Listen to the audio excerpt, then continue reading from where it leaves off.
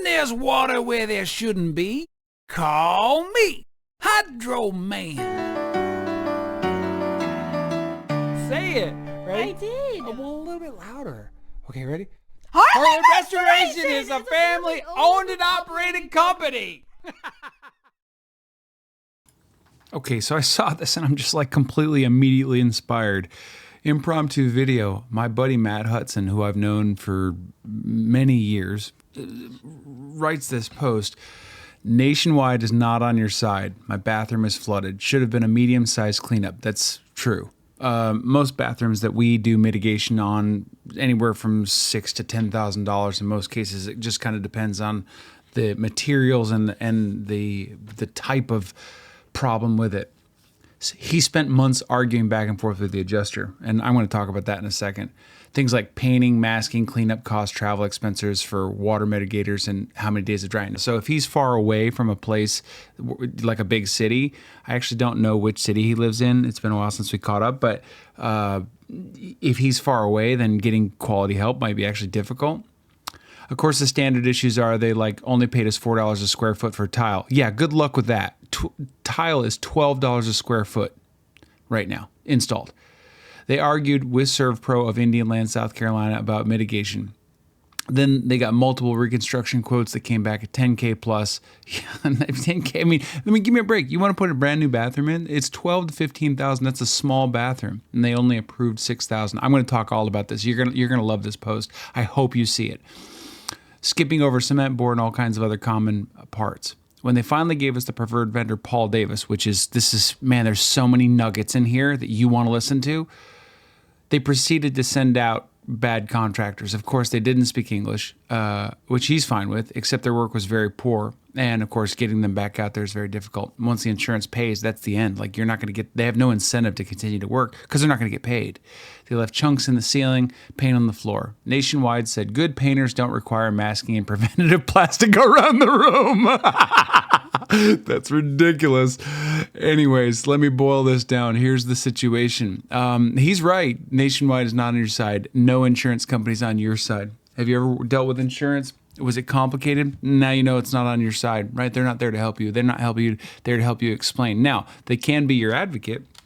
They can be your fiduciary. That's the legal term for it. But they can also be their own fiduciary, and they can switch status without even telling you, which means that they can be talking to you and in one breath be helping you, and in the next breath be helping themselves and never tell you that they've toggled between the two. So that's an interesting fact. All right, so let's just break this down. My bathroom is flooded. It should have been a medium-sized cleanup. That's true. And let me tell you something that you may not know. If you read your insurance agreement, which is what we do, you'll find out that they are on the hook for reasonable repairs. Now, the court does not really define reasonable in every state, but reasonable for most people is reasonable. If that's what it takes, that's what it takes. If this is what is in the open market, that's what it takes. So they're obligated to take care of that. But most people don't understand how to speak to insurance. They need an expert, and they need an expert who knows how to speak the insurance language. Now, I don't mean negotiate with your captor. That's what some companies do. Some companies just say, oh, I could only get this amount. Nah, that's not how it works. That's not how it works. So let's just talk about that. I've spent months arguing back and forth with an adjuster about things like painters, masking, cleanup costs, travel expenses for water makers, and how many days of drying. Do you know why he was having to argue about those things? Is because he doesn't realize that the adjuster's belief about the cost of those things is an opinion, and that's all it is. And what Matt didn't have is someone who had a stronger opinion, a more well-documented opinion, and a justifiable opinion inside the confines of his insurance contract. That's what he didn't have. So he didn't understand that the adjuster had no authority. Well, that's not totally true. The adjuster does have authority, but Matt has the same amount of authority. Okay, so of course, standard issues like this, they only paid us $4 a square foot. Again, you have to ask yourself, what is the adjuster's actual goal in all of this? Well, it's not to help you get your stuff back at the right price, because if that were the case, they would just say, hey, go get three bids, select your one, pay for it, we'll pay you back, and we're done. They don't do that. They don't do that at all. They argue about every single nickel and dime. So now you know. Anybody that's arguing about every nickel and dime, their job is to protect the money. So then, check this out. When I got multiple reconstruction quotes that came back at 10K plus, they only approved 6K. Approved 6K. Do you know what that means? I'll tell you what it means in technical terms. They gave you an opinion that they thought it should cost 6K, and Matt didn't know that he didn't have to accept it. And then skipping over cement board and all kinds of common parts. You know why they did that? Because the adjuster doesn't know, can't justify, doesn't understand, and was allowing his bathroom to be put back not to code. It's really that simple. And these games are the ones that are played with ignorance. I can't presume that they really mean to do it on purpose. I can tell you that their goal is to save as much money as possible. I know that. That's the behavior. So if they're always trying to cut corners on costs, then it means that they're trying to save money. It doesn't mean that they're trying to be the most educated person they can be on the best way to put things back to restore your home to the way it was before it was damaged. And that's the reality. That's why Heartland Restoration steps in, helps you understand exactly what your agreement says in plain language. We stay inside the confines of the law. We can't adjust an agreement.